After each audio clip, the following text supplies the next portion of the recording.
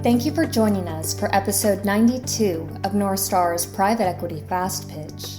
Our host, Jeff Henningsen, president of Laude Companies in Houston, will be speaking with Emanuel Citron, a managing partner at Volery Capital.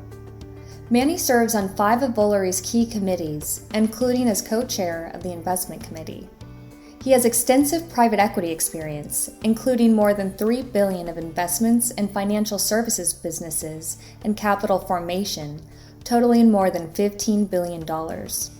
Today they'll be discussing why doing good for the world is a multi-trillion-dollar market opportunity, how growth capital firms can provide value outside of investments, and finally, advice for college students looking to break into the growth capital industry. And now your host and podfather of private equity, Jeff Henningsen. Well, Manny, I'm really looking forward to spending time with you today on our podcast. I know that our listeners are going to very much enjoy hearing your perspective on the future of ESG investing. And so if you would, introduce yourself and we will get this thing kicked off. Thank you, Jeff. I'm a fan of the podcast, so I'm pleased to be here. Volery is a private equity firm. We make growth equity investments, in particular in financial services companies that address climate change and economic inclusion. And we target market rate returns for our investors and believe that helping address climate change and economic inclusion, unfortunately, are 2 very significant growth opportunities for investors in our time. And so that's our specialty. We've oriented our firm around it. We have a very specific sourcing effort that enables us to identify particular types of financial services businesses addressing specific challenges within climate and economic inclusion. And that gives us the opportunity, we believe, to source deals on a proprietary basis. We look to add value post-investment, again, all with the purpose of creating private equity returns for our investors and helping address these very significant challenges. So it's interesting. I don't know that a lot of our listeners in general would equate a financial investor or financial services investor being able to impact the areas that you're focused on. How does that happen in your world? Yeah, that's a good question. We, in general, having invested in financial services businesses for decades now, we believe that they are a very important part of our economic ecosystem. We sort of see financial services as the engine that drives the economy. And in order for the economy to function well, those financial services have to operate efficiently. And when we say financial services, we mean a number of types of businesses. We mean asset managers, specialty and consumer finance businesses, insurance and benefits companies, and related business services and technology providers, again, all of which help provide capital throughout the economy to the companies, products, and services that most need that capital or deserve that capital. And when we talk about addressing climate change and economic inclusion, we think about these as hundreds of billions, if not trillion-dollar challenges. And in order for capital to flow to the products and services that represent solutions to climate change and economic inclusion, we believe that hundreds of billions or trillions of dollars will have to flow. Now, whether that's through public initiatives, it's through public-private partnerships, or it's private market capital, our view is that a lot of that capital will have to flow through financial services businesses in order to reach the products and services that it can then scale to address these challenges. Renewable energy, as an example, is a product that can help address climate change. Financial services that provide better inclusion or access to capital for traditionally underserved markets is an example on the economic side or the inclusion side. Can you give an example of a company that you've invested in that displays this ecosystem that you're trying to impact? Our mandate is financial services, and we consider a broad range of business model. One of the categories where we've invested successfully in our careers historically, myself and others at Volery, is in asset management. I'll describe one of our portfolio companies. It's an asset manager. It's based in London. It's a company called Sustainable Development Capital Limited. Terrific platform that we believe has a highly differentiated strategy that's focused on real assets. And, real assets is a strategy that we believe is a great way for institutional investors to begin to deploy capital toward climate change or economic inclusion.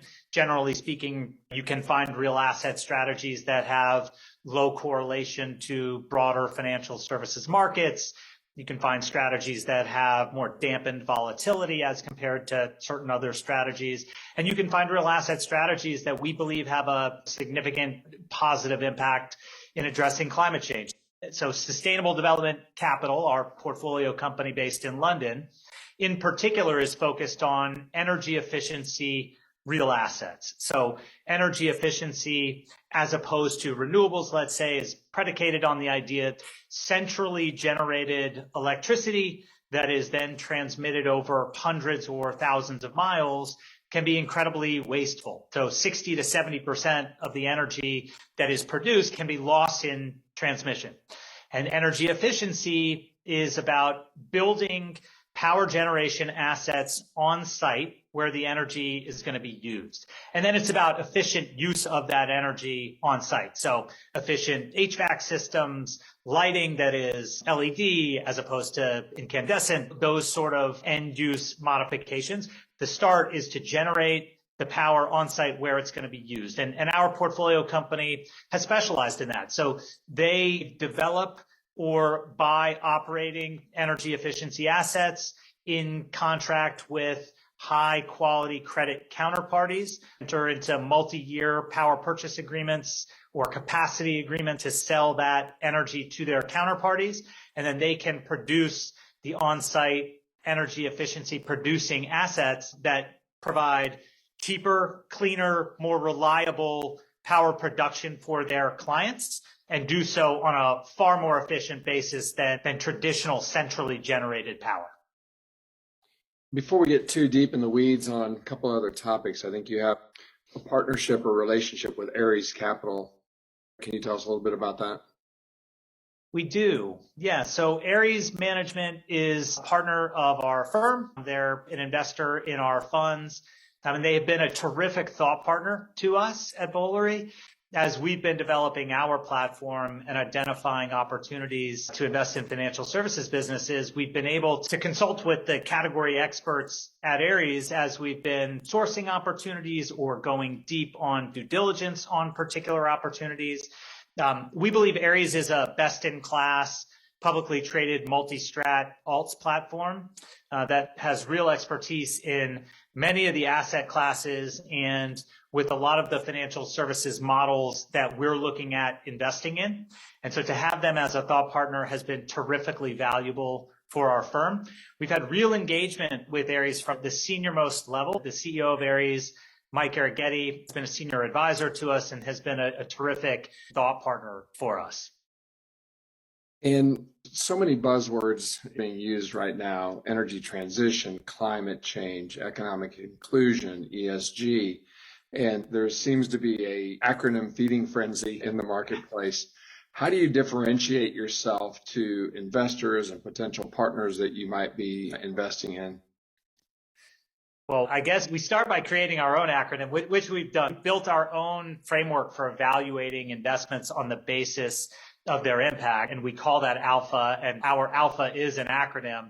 Each of the letters stands for a vertical line of investigation that we do around each of our prospective investment opportunities. But we stand on the shoulders of giants in terms of our alpha framework. We use frameworks and other analytical tools that have been produced by others in the industry. We recognize great contributions that the folks in the industry have made before us, and we seek to just advance the ball based on their terrific learnings. I think the way we differentiate ourselves at Volery is through our focus on financial services and our expertise having invested in these business models for most of our careers.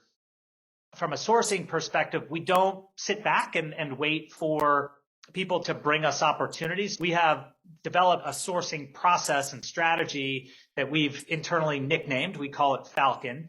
But Falcon is how we create our own deal flow. So it starts with a market map. We've mapped over 1,500 financial services businesses that seek to address economic inclusion or climate change. We group those businesses by business model, asset managers versus specialty or consumer finance businesses. Within those business models, we group them according to their subcategory of impact. And we talk about climate change and economic inclusion, but those are the highest level of the way we think about impact.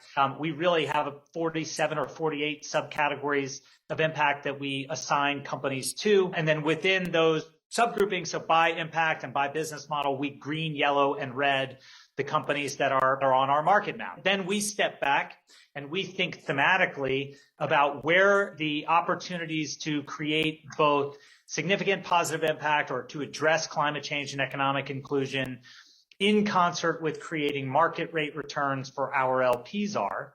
And we proactively reach out to the green companies in those subcategories. So we are thematically driven. We are outbound and proactive in targeting the companies we want to get into business with. And then once we've, reached out, and often it takes 2 or 3 or 4 attempts to get into a dialogue with a management team, we try to convince them of the type of partner that we can be if we get into business together. So that can mean adding value before we're even in business together. We will make introductions to prospective partners or investors for folks who we're looking to get into business with. We'll make suggestions based on our observations of their businesses, all in the hopes that, they'll recognize us as the type of partner they want to be in business with. And if we do that well, if we map the market clearly, identify the green versus yellow or red managers, get into dialogue with them on a proprietary or one-on-one basis, we can then do a good job of structuring and negotiating an investment to protect our downside for the benefit of our LPs. And once we're in business together, we can do our job and add value to those portfolio companies. It gives us a lot of ways to create private equity returns for our investors. Well, this is a really exciting future that's coming at us, and you guys are at the forefront of that. What are you seeing as some of the exciting trends that would qualify as a green color on your chart there? Good question.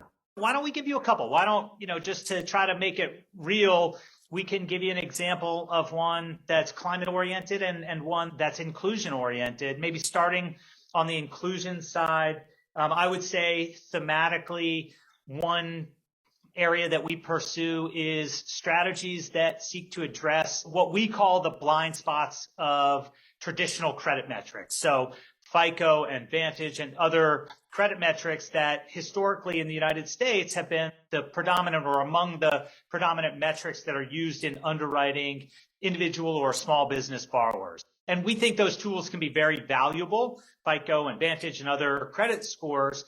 They're good indicators of credit history. And for a majority of Americans or small businesses, though, they can be quite valuable predictive tools in underwriting them as potential borrowers. However, there is an audience of 50 to 70 million Americans for whom those traditional credit metrics are not quite indicative of their credit worthiness. So credit history is one element of credit worthiness, but it's not all there is to the picture. And so we are exploring a number of different business models that use modern approaches to data analysis that augment the use of traditional credit metrics.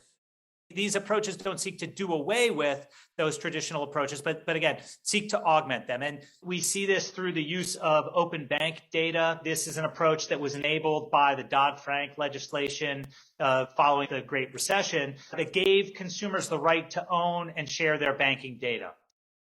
That right enables borrowers to share that banking data with potential lender. That banking data can give real visibility to a lender of a potential borrower's ability to pay. And again, that might not be reflected in their credit history if this is someone who is younger or someone who has a thin credit history or a complex credit history. Using that actual bank account data can provide more insight into their likelihood and ability and willingness to repay a loan. It's opportunities like that that we're pursuing on the inclusion side. We see those in a lot of different categories of specialty finance, whether it's student finance, it's consumer lending, it's debt consolidation. Now, we see approaches like this that we think will enable access to a broad part of the market. Again, this is 50 to 70 million Americans who historically haven't had access to responsible financial services products, and we think that is going to change. So that's an example in terms of inclusion. In terms of climate, we generally think about energy transition and about resource efficiency as kind of the next tiers in the decision tree on the climate side. And the example that we gave earlier about sustainable development capital, that's an example of a strategy that addresses the energy transition. But to give you a sense of resource efficiency, I'll describe another strategy that we've seen that we think has a lot of potential is in and around sustainable agriculture and biodiversity. So we've looked quite a bit at sustainable agriculture. As many of your listeners might appreciate, is actually a source of CO2 emissions. It can be a source of CO2 sequestration if it's done well. And so agriculture can be a really important real asset strategy to addressing climate change. And we've invested in a platform that's focused on sustainable agriculture and water, efficient use and deployment of water, conservation of these assets. And we think these sort of thoughtful approaches to agriculture and to the use of resources can have a very significant impact on the environment. In addition to more directly energy-related strategies, we think biodiversity is a really interesting sort of next frontier in the agriculture and sourcing of sustainable inputs that consumer-focused or consumer-facing companies will need to tap into in order to assure their customers that they're sourcing their inputs sustainably. And so those are categories that we're very focused on. Those are also categories that employ a lot of laborers. When it's time to harvest these natural products, a lot of farm labor is used, and we think there's potential to have positive impact on those farm laborers if the right employment practices are used, if there is financial literacy and health literacy taught to those farm laborers. So there are a lot of opportunities to have a very positive impact from both conservation, sustainability perspective, and in terms of the welfare of those workers. Again, the right approaches are taking, and these are economically competitive strategies, the actual market mechanisms. I'm going to bounce around a little bit on you here, and you have your undergrad from the University of Pennsylvania and M.B.A. from the Wharton School. And I'm curious, as you were graduating and finishing your schooling and looking at your future career, this kind of dovetails into my advice to young professionals and college students. Did you have any idea where you are going to be and what you wanted to do, or how did that play out in your career? You've been in the financial services investing world for almost 15 years now, but there was a little bit of gap in there. So I'd love to hear that story, and then maybe dovetail in advice you would have for college students and young professionals. Unfortunately, I think it's been more than 15 years, but I sort of had a bit of a non-traditional path. I started my career in the late 90s in M&A advisory and private equity. I had graduated undergrad and took some time to travel a bit before I did that. I mentioned that because I think for me that was very important, formative experience and seminal in terms of what we're doing at Volery, in terms of my personal motivation for what we're doing at Volery. So when I was right out of undergrad, I took about a year and a half and traveled in Africa and the Middle East, sort of set my perspective and gave me some context for how to appreciate my own opportunities. When I got back to New York after that trip, it gave me a real appreciation for how differently a dollar can be applied around the world, whether as investment capital or philanthropically. And I think that appreciation has never quite left me. But again, I was right out of undergrad and I still had to figure out my own career trajectory. I got back from my travels in 1998, and very fortunate for me, I found an opportunity to join a firm called Beacon Group, which was an M&A advisory and private equity firm that had been formed in the mid-90s. That, for me, was my first introduction to private equity, and I loved it. I think the opportunity to invest in companies, to partner with the management teams who are very often very passionate about what they're doing and trying to do something special and build a business. And in the case of Volery, all of these businesses are oriented around addressing climate change or economic inclusion. It can be very, very rewarding to work closely with the CEOs and management team members of these platforms to help them execute on their vision and bring a business to life. And early in my career, I fell in love with that approach to private equity. I then had an entrepreneurial experience myself. I spent a few years working with my mom. We took a business that she had started during my childhood as an offline business online. And that was a great experience. something that I will always treasure. Wanted to get back to private equity. And so in 2003, I went back to business school to get an M.B.A. And then in 2005, I graduated. I joined a firm called Stone Point Capital, which is where I got my initial exposure to financial services focused private equity. To your point, Jeff, I've been doing for more than 15 years now. So I would imagine you have a bunch of young professionals reaching out to you, asking for advice. Maybe they're in college, maybe they're, just starting their career. What advice are you giving those folks now with all that perspective that you've gained over your career? Very good question. And I'm someone who I think has benefited tremendously from the advice of others over time. And I try to be thoughtful when I can in paying that forward. And one concept that I found early in my career and have kept in mind and have shared with others that I find very helpful is about compounding. I think a lot of us are familiar with the idea of compounding interest. And we know what it looks like if you plug $1,000 into Excel, you run it out for 20 years, compounding at 8%, you get something like $4,500.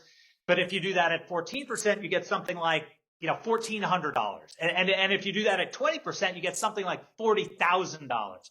And so we think about the idea of compounding with regard to financial assets very frequently, but I like to suggest thinking about compounding your capabilities and your experiences and thinking about your career, not just in terms of, what your compensation is going to be this year or what your title might be next year, but how are you compounding your experiences? How are you compounding your expertise? How are you compounding your network and your access? And so I think that's, that very often we're focused on the short-term gains, but if you keep compounding in mind, it can lead you to make different decisions along your career path that can ultimately lead you to greater outcomes.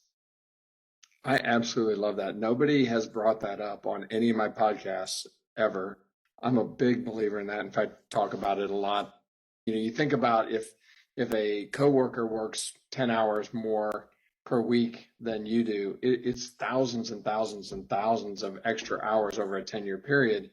And it's been proven in athletics that the people who get more reps actually get better at what they do. So just that the compounding concept can be applied to a lot of different areas. I totally agree with that, Jeff. I think you're exactly right. And the way you compound is, as you said it, it's by putting yourself in a position to get reps. When you're early in your career, when you're later in your career, it means showing up on time, having read the materials, having thoughtful questions, making constructive suggestions, and having a can-do attitude. That's how you get put in a position. That's how you get the great projects to work on.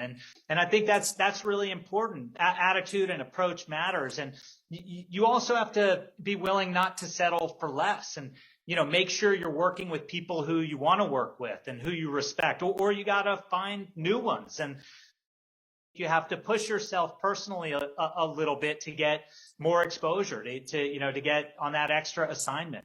I think if you do those things, then you do stand a good chance of compounding your capabilities. And I love this quote. I think, I'm a fan of a number of Albert Einstein's quotes, but I think one of them is, there are only two types of people in this world, those that understand compound interest and those that don't. And that's sort of profound that comes from such a great thinker. It is that important a concept. And it's very simple to apply. It is. Just a lot of people are too lazy to make it work. Tell me about the name of your firm. Any backstory on that? Sure. Yes. Volery comes from the Latin volere, which means to take flight. And it also means a flock of birds is a volery. And we like the way birds operate in unison together. We think that's representative of the way we as a society, as an economic system, have to operate together to address the challenges that we're talking about today, economic inclusion and climate change. What part of the investing world are you in from a size or maybe stage of a company? That would be great to hear. And I know you're very focused on that. So again, it kind of dovetails into what we're just talking about. We provide growth equity to financial services businesses. And so what that means is that we have to be able to underwrite a financial forecast that is enabled by the company's orientation to impact or sustainability. And in the case of the businesses that we're evaluating, we think it is that orientation that in most cases, and with the businesses that we're looking to invest in, is informed by their orientation to addressing climate change or economic inclusion. So again, back to the example of economic inclusion and companies that are providing access to borrowers who have been traditionally underserved or taken advantage of. And this is, again, the 50 million Americans who traditionally have had to use payday lenders and other usurious providers of capital. In the market today, we're seeing companies that are looking to provide a delightful customer experience to those folks and who don't treat that part of the market as an afterthought, but who are using not new high-tech approaches, proven underwriting approaches, using data that is newly available to make responsible credit products available to those markets, again, in the context of a wonderful user experience. And we believe that if a company brings that approach to a market that has been underserved historically, that's white space. And so we can develop conviction around a growth trajectory in an instance like that, or a corollary for a strategy that's seeking to address climate change with a novel but proven approach that now needs capital to scale. And if we can get conviction around that sort of underwriting, then we can invest. I've got an interesting question for you. I've heard some say that investing in these type strategies might give rise to a lower return expectation. I know we talked about that a couple of weeks ago as we were prepping for this call. Can you address your thoughts on that? Yeah, so we think there are terrific strategies in the impact space that are concessionary in terms of return, that seek to create a positive impact and return all or some portion of an investor's capital, but not necessarily provide market rate returns. That's not our strategy at Volery. At Volery, we believe that in order to have a sustainable and scalable impact, it's best to operate within the market mechanisms. And so that means we invest in companies that are competing with asocial competitors, but that because of the products or services that they're offering can both win in the market and create a positive impact. There are a couple of ways we think about that from our investment perspective. The first is from a macro or from a top-down perspective. There is a lot of capital that is interested in addressing these challenges. Again, government, regulatory requirements, and we think there are a lot of opportunities to create market rate returns, both based on significant support for the type of businesses that we're investing in. And again, that can be capital from public initiatives or public-private partnerships. It can be regulatory initiatives that are created to incentivize investments in the type of businesses that we're backing. We think there's a lot of consumer support for businesses that are sourcing inputs sustainably, that treat their labor forces well. So that's sort of top down. But we at Volery are bottoms up investors. We take a value-oriented approach to growth equity investing. From a bottoms up perspective, it's very important to us in order to create market rate returns as we're underwriting a growth trajectory, the orientation toward economic inclusion or climate of the businesses that we're backing is accretive to their business model. That's a key feature that we're looking for in our prospective investments. Let's dive into that just a little bit from my perspective as a potential party that's going to have a minority investment from you. What am I looking to obtain other than capital to have you as a partner? Good question. We sort of believe that the best companies have their choice of capital providers. And so to your point, Jeff, we at Volery try to distinguish ourselves as the partner of choice for the companies we're looking to invest in. That has a lot to do with post-investment value add. And we generally think about three primary categories where we can help add value. The first is in corporate best practices, and that can be everything from risk management to how you recruit and retain the best people. It can be making sure that a company is using state-of-the-art technology or, data management tools that should be at their disposal. And so we share best practices across our portfolio companies from that perspective. We also think at Volery a lot about capital formation because all of our portfolio companies are financial services businesses.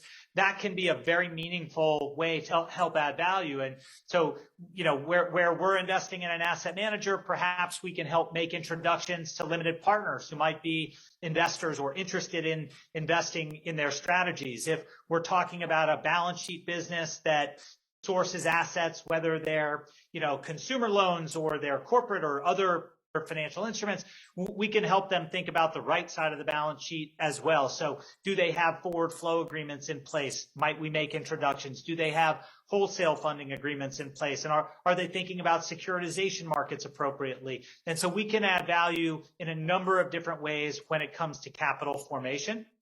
The third category that we think about is impact and ESG measurement and reporting. And so this is increasingly an area of focus for the businesses that we're in discussions with, as well as businesses in general. And what we found is that our orientation as a firm that from its inception has been focused on addressing climate change and economic inclusion really now differentiates us as companies are looking to bring in partners who can help educate them, help advance them in their journey toward addressing these challenges.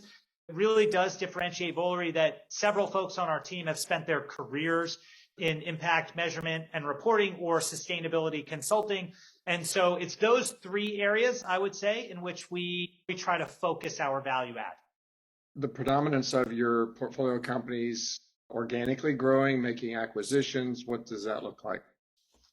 Predominantly organic growth, but I would say, we've had a couple of portfolio companies make add-on acquisitions, and where that makes sense, we're very supportive of that. We can dig in and try to be a laboring oar alongside in those processes. But generally speaking, we see real organic growth opportunities for these businesses, again, as a result of their orientation to addressing these challenges. Well, Manny, I've really enjoyed our conversation today. I think our audience is also going to enjoy it. And this time for my final question, if I'm a growing concern that hits your sweet spot of a firm that you would like to partner with, obviously, as you said earlier, there's tons of capital out there, tons of different flavors of private equity firms. I may be considering some that are more traditional and some that are more focused on, climate change, economic inclusion, and the areas that Volery is focused on. What are the leave behind words that you want me to remember tonight as I'm trying to weed through all my various options with my partner or my spouse potentially? Great question. And I like that you mentioned, partner or spouse, the key sounding boards in a lot of our lives. I would say that we think about relationships and about partnerships as marathons and not a sprint. It's a long race. And we hope that groups that we're hoping to partner with will think about that and think about the relationship and partnership from a holistic perspective. It's not just about top dollar. It's about, what are these folks going to be like to partner with over the long term? And we believe the proof is in the pudding. And so I think our best references are our portfolio companies and the folks we've worked with historically and are working with today. And we believe that our focus on addressing climate change and economic inclusion, our focus on financial services position us to be a thoughtful, value-added partner to the businesses that we're hoping to partner with. Well, I appreciate your time today and look forward to watching you guys continue to grow and make impact in the world. Thank you very much, Jeff. We appreciate the time. Thank you for listening to North Star's Private Equity Fast Pitch. For more information about Fast Pitch or North Star's boutique heavy hitter events, you can visit us at enorthstar.com.